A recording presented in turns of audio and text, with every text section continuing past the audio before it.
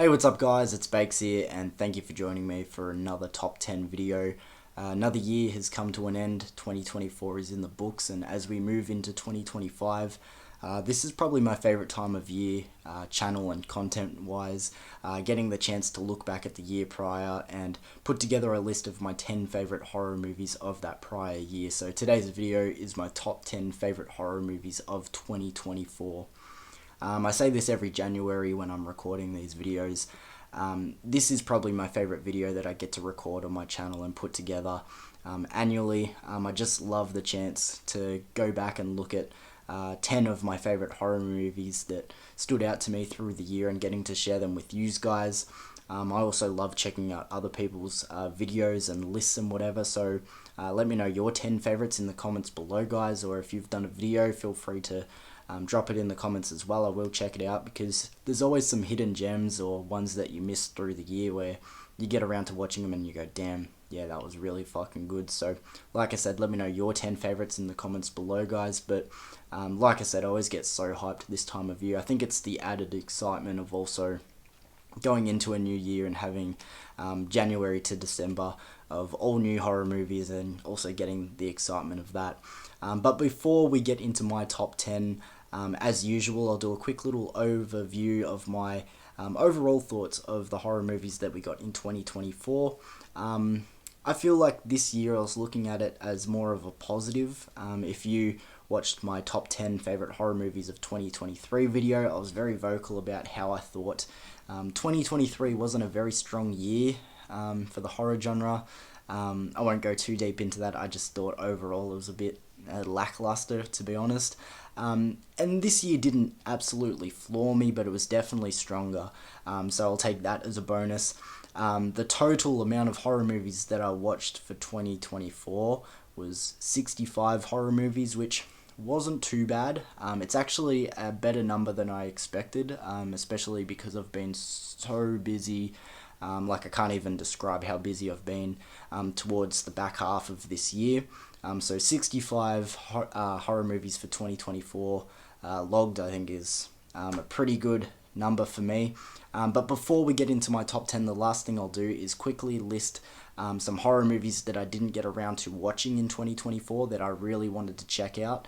I think it's a list of 6 or 7 that I have written here.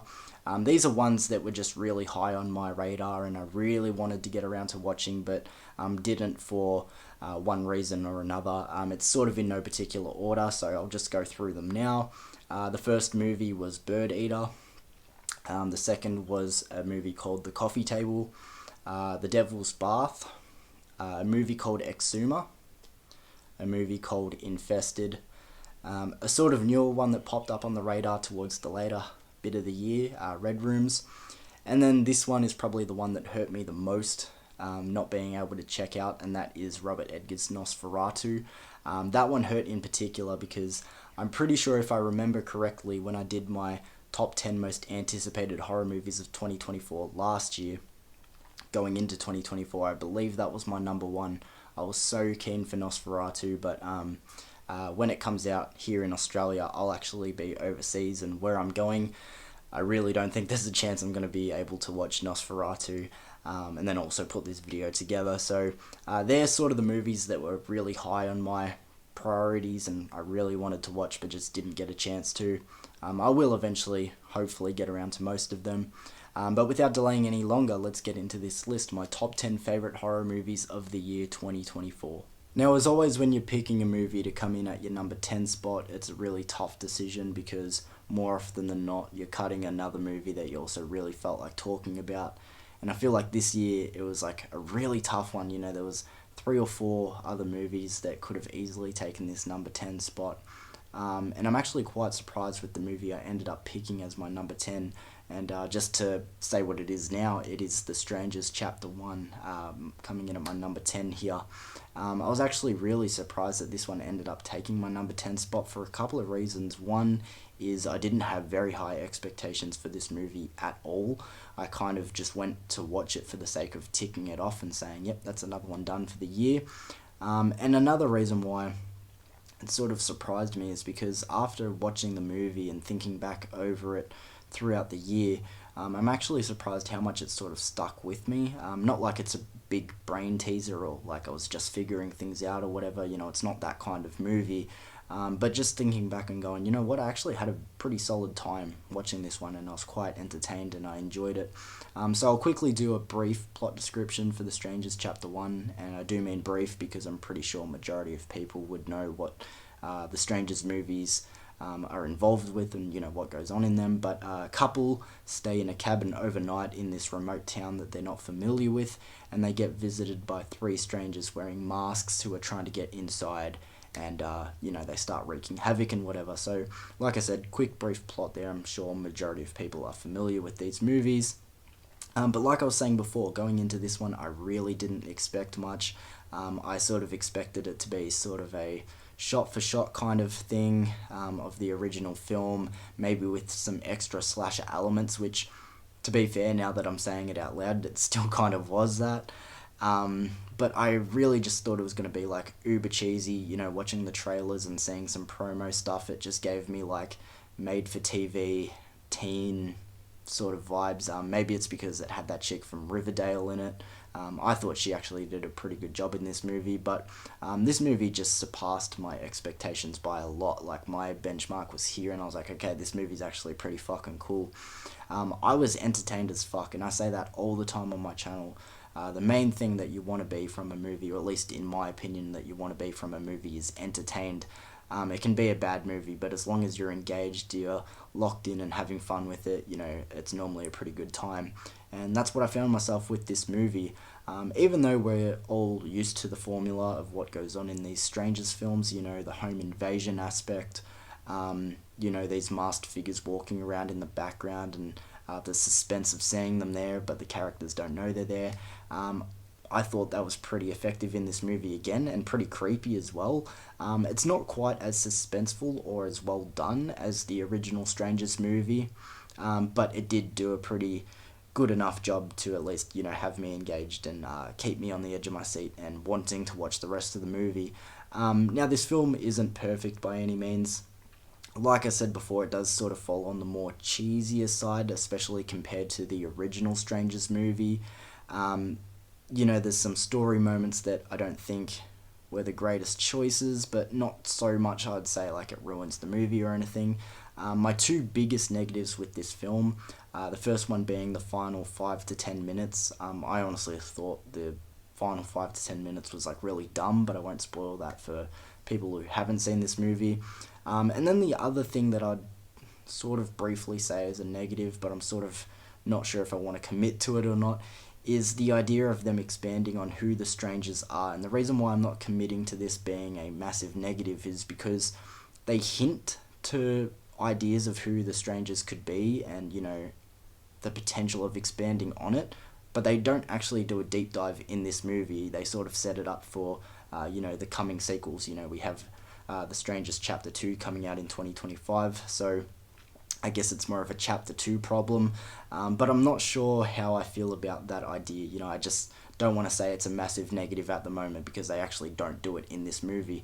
But the reason why it's potentially a negative is because, that's one of the things that makes the original Strangers movies so creepy, the randomness of these people just going, yep, I'm going to invade this house and terrorize these people, the iconic line, which is also included in this movie, why are you doing this to us?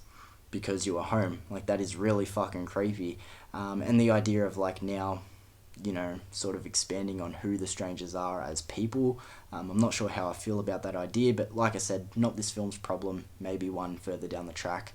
That's enough rambling for this one. Like I said, I was entertained. I enjoyed this movie.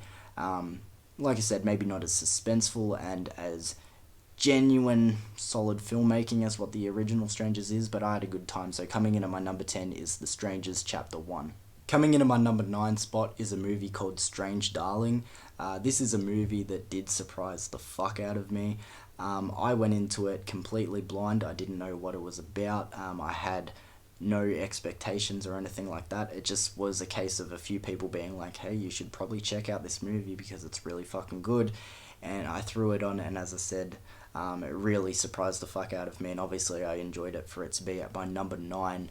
I will briefly go into the plot here, but I'm going to keep it as minimal as possible because I feel like the best viewing experience for this movie is going in blind like I did, because there are a lot of twists and turns, and it's a fun experience when the gears start turning and you start piecing it together. But I guess the gimmick for this movie is that it's broken up into chapters, but the chapters are out of order. So you watch chapter 3 and then chapter 6 and then it goes to chapter 1, and I guess that's sort of a broken down way of saying that it's a non-linear story. But the plot in this movie is that a man and woman meet up at a hotel or motel, I guess, to have a bit of fun, and things go wrong, and I'm just literally going to leave it there.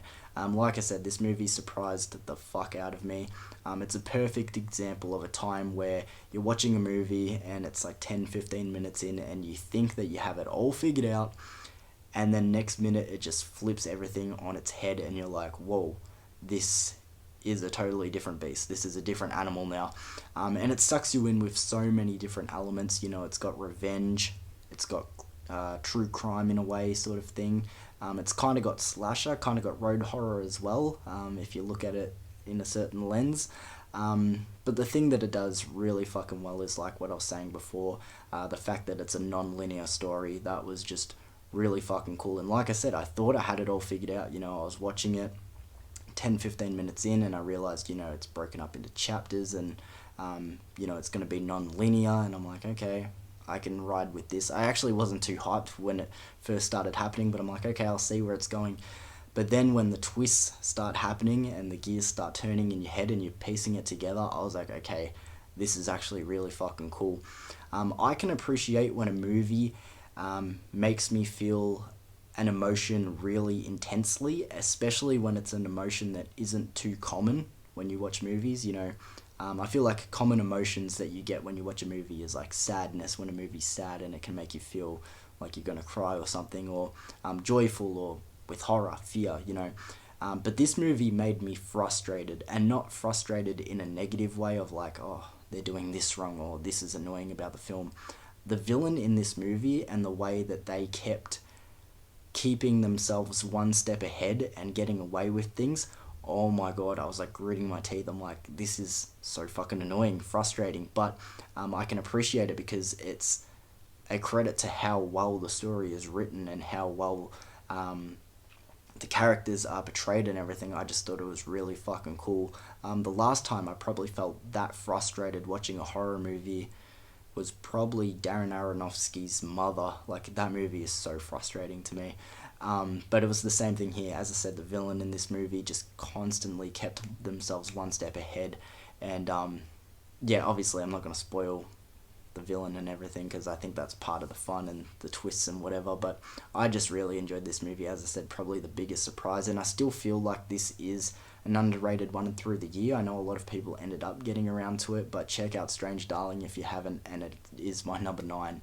Coming into my number 8, I have a movie called Late Night with the Devil. This movie is about a late night talk show that takes place in the 70s, if I remember correctly.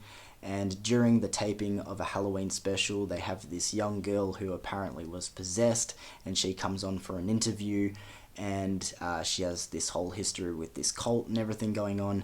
And then the talk show and the host and whatever get a little bit more than what they bargained for, and that's pretty much the plot that we have here for the movie. I loved the retro late night talk show feel of the entire film. It was just really immersive and really entertaining, and you can put that down to how well the set design was and the wardrobe and everything like that. You know, you were really immersed in it, and it just sort of felt real in a sense, as in like it felt like a genuine taping at points like that. But the thing that sucked me in first of all with this movie was the opening. It has this narration, and it's really brooding and honestly kind of creepy, and it's sort of explaining the backstory of, you know, what we're about to see and whatever. And I actually thought that was really fucking cool, and a really cool way to open the movie and sort of set the tone for what we're going to see. And what we saw is a really good balance of, like I said, being creepy, but then also being fun and chaotic. Really cool gore and effects as well when the more chaotic things come into play at the end, which I think is quite underrated. You know, a lot of people were talking about different elements of this movie, but I feel like that's one part that sort of gets overlooked, how good the gore and effects were towards the end. But sort of on that point, I did really enjoy the gore and effects. I know I just said that and everything, but I also can't help but feel I would have liked to see this movie stay a little bit more subtle and grounded towards the end. It's a bit of a catch-22 scenario because, like I said, I did enjoy when shit went crazy and started hitting the fans and the movie went a little bit more out there, but I guess in an alternative universe I would have liked to see this movie also stay a little more subtle and grounded in that sort of nature and seen how that would have played out. But like I said, it's a bit of a weird one, a catch-22. Overall, this movie, to be honest, probably did drop the most out of anything in my top 10. I originally had it a lot higher, but just as the years gone on, there's been other ones that have stuck with me more. But I still really enjoyed this movie. This is definitely going to be one where around Halloween time, you come back and watch it and have a good time. Because as I said, it does a really good job of walking this line of being creepy and sort of grounded and realistic at times, and sort of feels like a real taping, and you know, you're looking at behind the scenes and you know, you're really nervous about what's going to happen, but then also staying lighthearted and going a bit wild at points, and you know, you can have fun with it. So coming in at my number 8, I have Late Night with the Devil. Coming in at my number 7, I have a movie called I Saw the TV Glow. A brief plot description for this one: we follow our main character, who is this young boy, or I guess a teenager for majority of the film, who he is a bit of an outcast. He's socially awkward, doesn't have many friends or whatever, but he starts to befriend this girl that he goes to school with, because they are both into this show called The Pink O'Pay. And the show is very weird, but they watch it all the time, and as I said, they become friends over this time. But she ends up running away, leaving town and whatever, and he's still watching the show, and it's clear to see that this show has left an effect on both of them. And I guess I'll sort of leave the plot description there. I heard someone say, if someone said this was their favourite horror movie of the year, you'd get that. But then also, if you heard someone say that this was their least favourite and it just wasn't for them, you would also understand. And I feel like that's the best description ever. Like, it's my number 7, so clearly I really like this movie. But if someone said to me they were bored by it and they just didn't get it and it wasn't for them, and honestly, if they said they hated it, it would be hard to argue, because this movie is just so unique and it's not going to be for everybody. The movie's just so weird and different. It's definitely a slow burn, but I still dug it. As I said, it's my number 7. To me, this movie felt like watching a low-budget, midnight rerun of like this late 90s TV show, while being like really low on sleep and being really tired, while also having a fever and cuddled up in a blanket while sleeping in your grandma's spare bedroom. Like, that is like what the movie was to me in my mind. Like, it just had this weird fever dream feel to it. But I was so engaged, like I just couldn't take my eyes off the screen. This movie is just so unique, trippy, but I couldn't look away. I was really invested to where the story was going. Like I said, the movie is a slow burn, and I feel like it's a little too long, especially because it is a slow burn. You know, this is going to be one where I will come back to watching it in the future, but I don't think it's going to be one that I rewatch very often. I'm going to have to be in a particular mood. But one thing that I would watch very often is The Pink O'Pays. I need that to be a real fucking show. Every time the characters in this movie were watching The Pink O'Pay, I wanted to be there with them. I love shows like that where it's really trippy and cheesy and it's weird and it makes you uncomfortable, but as I said, it reminds me of like the late 90s, early 2000s, and like I remember like always getting up in the night and turning on the TV and there would always be something fucking weird on, and that's what The Pink O'Pays reminded me of. I need that to be a show. Am I alone in that? I want to watch it so fucking bad. But getting back to the actual movie itself, I Saw the TV Glow. As I said, so unique, so trippy. Yeah, there really isn't anything like it. It's probably one of the more unique films of the year. But as I said, very divisive as well. You know, it's definitely not going to be for everyone. But coming in at my number 7 is I Saw the TV Glow. Coming in at my number 6 is the final installment in the X trilogy titled Maxine. In this movie, we follow Maxine after the events of X, where she's now in LA trying to follow her dreams of being this big time actress. However, there is a serial killer stalking the streets of LA and picking off people, and Maxine might be somewhere on their list. And that's pretty much the brief plot explanation for Maxine.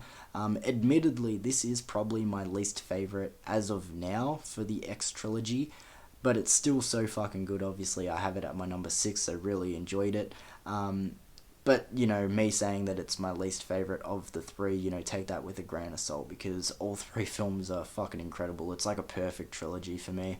I loved the gritty LA street setting, and the vibe of it, this 80s throwback feel, and so many love letters to cinema of that time. You know, I think the most obvious one is Psycho, or in particular 80s, it probably would have been Psycho 3. I'm not sure if they mentioned that in the film, but that's my guess. Mia Goth is fantastic as always. It's just kind of getting to that point where you just expect that now. Of course, you want to praise someone when they give a great performance, but Mia Goth, you know, you're saying it all the time, and she's just done great in this trilogy. But for me, Kevin Bacon actually stole the show for me. And I've said this on my channel before, I'm actually not massive on Kevin Bacon. I think he's pretty overrated, but might have to take that back, because he was like magnetic in this movie. I thought he was really fucking good. I loved every time he was on screen. The ending for this movie, the final act, is probably where it lost me the most, which does seem to be the big deciding factor for a lot of people. You know, it seems to be that final act was the make or break for people. You know, I've heard a lot of people say, no, they really loved the ending, and then a lot of people agree with me and say, yeah, that's sort of where it lost them. But this film just made me so happy, and it being the weakest of the 3, you know, like I said, take that with a grain of salt, because just all 3 of them are fantastic. This really could be the best modern trilogy in horror. You know, if you have to put a time range of it, you know, at least over the past 25, 30 years, it's definitely in the conversation. And like I said, the weakest, and, you know, I would have maybe preferred the trilogy to end on a higher note, but, like, that's really just nitpicking, because it is such a great fucking film, and all 3 of them are great. If I have to rank them, I'll go Pearl as number 1, X, and then Maxine, but like I said, still a fucking great movie. Coming in at my number 6, I have Maxine. Coming in at my number 5, I have Alien Romulus. In Alien Romulus, we have a group of teenagers who are looking to escape the planet that they're on for a better life, and, you know, get away from the life that they've had prior. But to do that, they need to quickly swing by this abandoned spaceship called Romulus and fetch a few things to help them get away. But while on Romulus, they understand why it was abandoned, and obviously it's the Alien franchise, so it was xenomorphs. I have been one to say this before on my channel. I like the Alien franchise, but I don't love it. Like, even the most iconic entry, let's say the first Alien movie. I know it's a good movie, and I do like it, but I don't really come back to watch it that often. I don't have this huge love for it. And that's the case for many of the entries in the Alien franchise. But leading up to this movie, I definitely was a lot more curious about this one. Freddy Alvarez as the director in this one, it just sort of gave me vibes that it was going to have this grittier tone about it, and it definitely lived up to those expectations that I kind of had. The first thing that really sucked me into this movie and had me invested were the characters.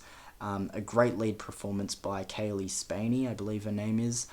She was really good in this movie, but my pick for the most underrated male performance of the year, I forget the actor's name, but he played Andy, I think that was the character's name, the droid, the robot.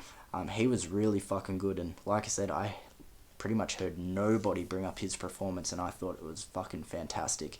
But their relationship together, our lead and Andy, to me, that was like the emotional glue holding this film together. You know, every scene and every conflict that happened in this movie, I was like, okay, I at least want these two to be okay. Like, they really hold the film together for me. In my opinion, this movie had the scariest and most fun alien sequences in the franchise in a long time. Every time that the xenomorphs came into play, or the facehuggers, or what have you, I was like, okay, this is fucking pretty intense. and I feel like they just had fun with it as well. The ending with the new creature, I won't spoil what the new creature is, but I thought that was fucking awesome. I wasn't surprised by it. I know a lot of people, when this movie came out, their reactions was, what the fuck was that ending with the new creature? That came out of nowhere, how crazy. I don't know, maybe I was just really switched on, but from the events of the movie, I was like, I feel like this could happen. And then it just kept going, and I'm like, yeah, I'm going to put my money on this happening, and obviously that's what happened with the new creature. I got it right. But regardless of me guessing that it was going to happen or not, it was still fucking cool. I thought it was awesome. The best way to describe this movie, in my opinion, is it just sort of felt like the Alien franchise letting its hair down, as in it didn't try to expand on the lore of the universe too much or add too much sci-fi mumbo jumbo, which normally throws me off. I'm like, oh fucking, they're just speaking gibberish anyway. Like, I don't want to get invested in this.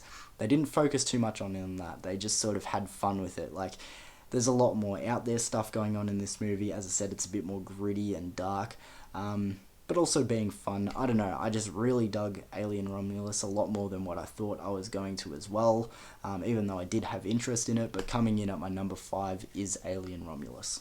Coming in at my number 4 is actually a movie I originally had lower on my ranking, but it's just one that's been so unforgettable and so much fun, so it's definitely had the biggest climb up in my top 10. But coming in at my number 4 is Terrifier 3. A brief plot description for Terrifier 3. Art the Clown is back, he's been resurrected, and he's going after Sierra again, but this time it is in a Christmas setting, so we have a bit of a Christmas feel in this movie. I've been one to say I very much do enjoy Terrifier 1 and 2. I probably don't like them as much as like some die-hard Terrifier fans, because it's getting to that point where the Terrifier trilogy genuinely has die-hard fans, and there's so many people that love Terrifier 1 and 2, especially Terrifier 2. I like them both. I do like Terrifier 2 more than Terrifier 1, but I just don't love them. But they're still really good. But I will say, I love Terrifier 3. I fucking loved this movie. Pretty much everything for this movie worked for me. First of all, it's fucking hilarious. Like, genuinely funny. Like, from start to finish, like, it had me laughing at times. So brutal. But you come to expect that from the Terrifier trilogy as well. I thought the story was good, and then the Christmas setting was just the cherry on top. Perfect. Just everything was working. I think David Howard Thornton, that's his name, yeah. Best performance as Art the Clown, just his mannerisms, everything. Like, as I said, he has no words, he's basically a mime, but just the way that he reacts to things going on, it's just so fucking good. Clint Howard, I mean, he's always welcome. That whole scene in the bar, one of my favourite scenes of the year. It was just so fucking funny.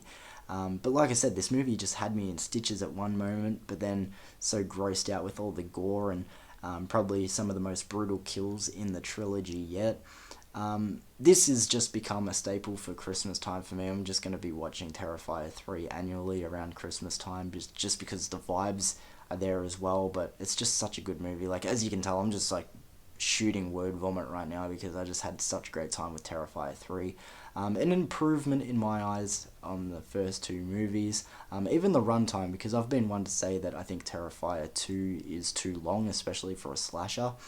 But with this movie, I didn't have a problem with the runtime. If anything, I wanted a little bit more. I just had a great time with Terrifier 3. I fucking loved that movie. So coming in at my number 4 is Terrifier 3. Moving on to my top 3, and coming in at my number 3 spot with the bronze is a movie called The Oddity. The plot for this one is a blind oddity saleswoman comes to visit her brother-in-law in his isolated house where her sister, his wife, had recently been murdered. But she has a suspicion that the murder isn't as black and white as it seemed, and something else was actually going on. So she's come over to prove it, and along with her, she has brought this big wooden dummy, and I'll sort of leave the plot there. I'm so happy that this movie started to get attention, because I feel like for the longest time people were just maybe not hearing about it or just not checking it out, but then finally people started to see it, and apparently they've been digging it, which I'm really happy about. The reason why I checked out this movie was I was hearing people say, hey, this is one that is genuinely scary. And as a horror fan, and I'm sure a lot of you guys out there, we kind of get desensitized to horror after watching it for so long. But I love the rush of when a movie finally does get you scared, and you're like, okay, this is a reason why we're so into horror. Having the thrill of being scared. And I'm not gonna lie, this movie had me shitting bricks at points. A few really effective jump scares that didn't feel cheap. Really good suspense and tension. This movie, in my opinion, was the scariest film of the year. I was fucking digging it. Now, I will say, before I get any further, this movie originally was in my number 2 spot, but I did move it down 1 because I do feel like the story is a little bit bare, and I've heard other people say that as well. Not saying that the story is bad. There are a couple of twists that I do think work, but just by the end of the film, you just, story-wise, is kind of like, okay, that was it.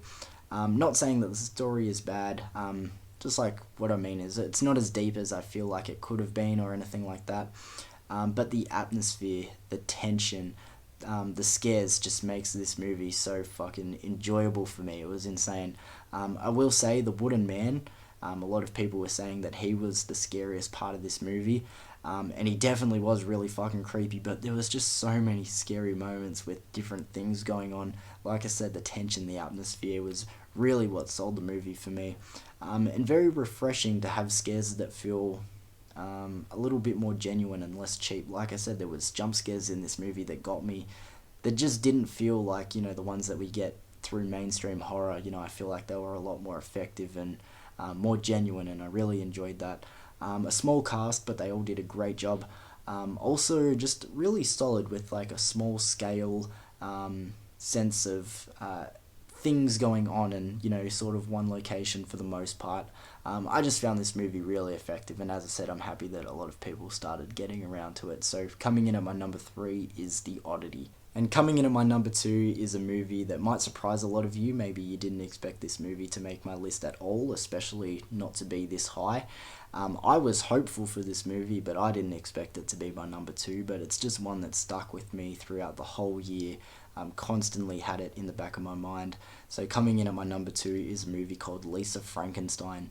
The plot for this one is we have our main character in this movie, this teenage high school girl, who is a bit of an outcast, a bit of a weirdo. She is on the gothic side of things, a bit dark, macabre sort of personality. But she's very charismatic, and she's enjoyable to watch on screen. But she has this obsession with hanging out in this graveyard, and in particular this one grave of this young man who died.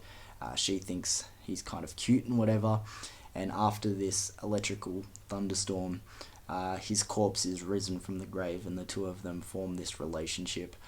This movie was just good, light-hearted fun, a quirky film. It's just as simple as that.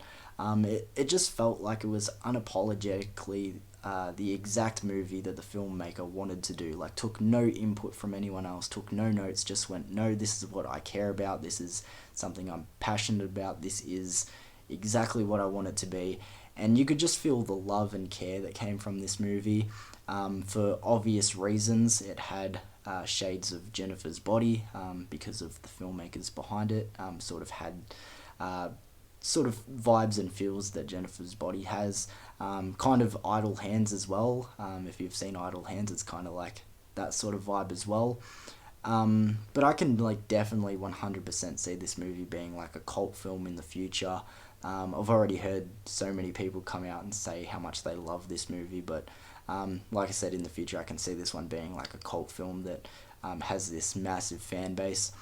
For a romantic horror comedy, none of those elements heavily stood out, as in it wasn't overly romantic or kissy or anything like that. That would have shitted me. The horror wasn't overly scary or anything like that, or not overly gruesome or whatever. The comedy, though funny at parts, it wasn't a knee slapper or anything like that, but all the elements together just worked really well. It managed to be entertaining and unique, where none of those factors needed to outweigh each other. They all just did exactly what they needed to make it a smooth, quirky, entertaining movie. Like I said, there were still funny moments, had me laughing through scenes and whatever. I just liked the taboo nature of this girl having a boyfriend who is a corpse. I just think that in itself is dark but funny and interesting. Honestly, kind of emotional at points as well. That scene where they're playing the piano and one of them's dancing. For some reason, that just got to me. I'm kind of embarrassed to admit it because I was asking other people and they're like, no, I wasn't feeling too emotional there. But something in me, like, it just sort of got me a bit glass-eyed. I was like, oh, fucking, I don't know. I don't know, I guess I was alone in that, but it sort of got me a bit emotional there. But before I move on, Catherine Newton as well.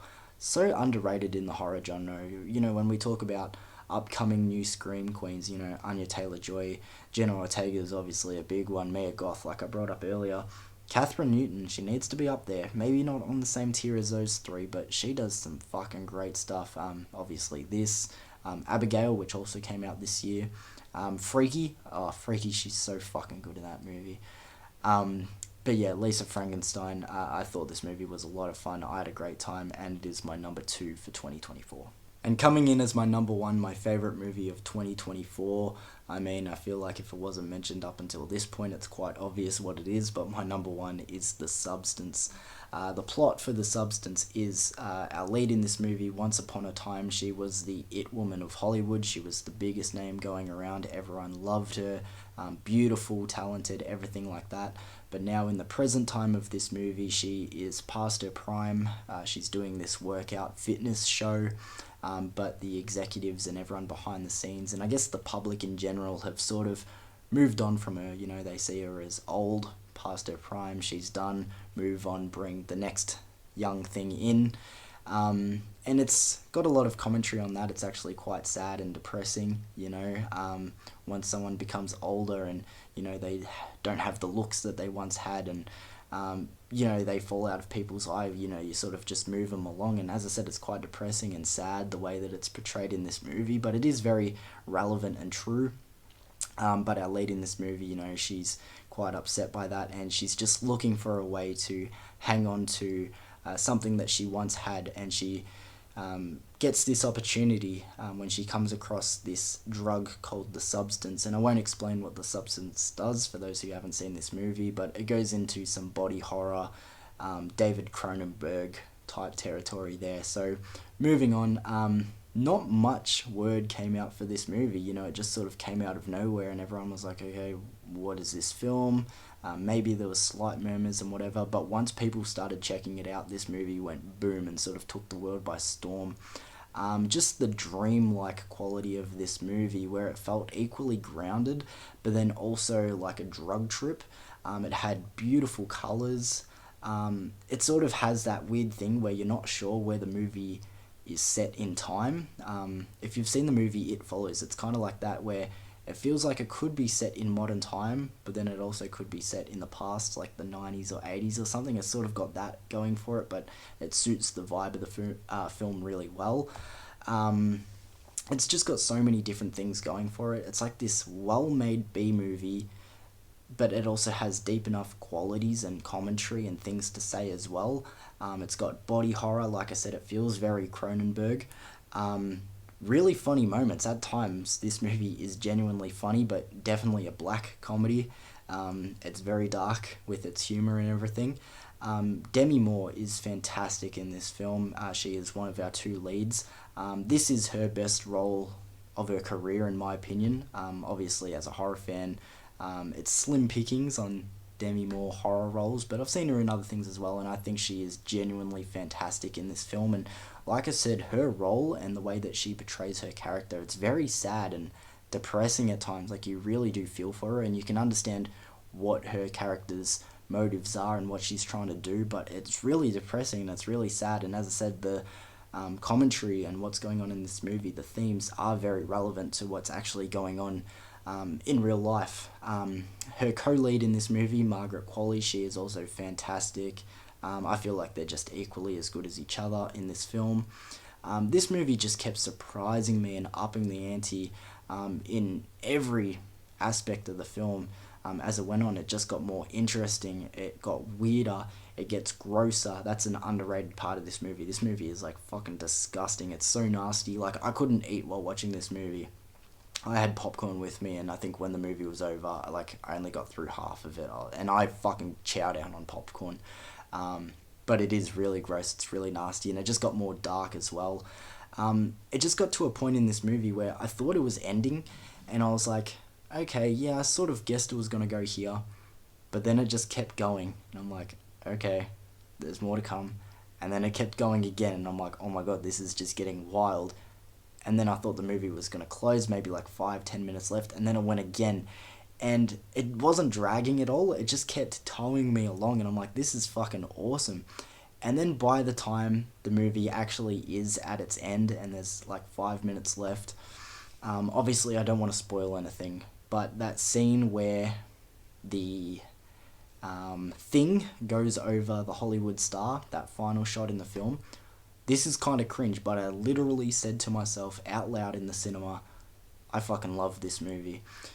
The way that film ends, it's so, like I said, it's like a budgeted quality B movie. Like, it's so hard to explain, but that scene where I don't want to spoil it, but that final shot where the thing goes over the Hollywood star and it's looking up at the sky, I just said to myself out loud, as I said, it's kind of cringe, but I said, oh my god, I fucking love this movie.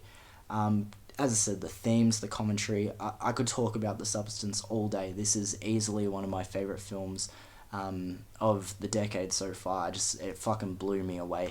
And as I said, going into it, I didn't have much expectations, but even if my expectations were high, it just fucking went through the roof. Such a great movie. My number one of the year goes to The Substance. So there we go, guys, through my top 10 list of my favourite horror movies of 2024. Thank you for sitting through it with me, guys.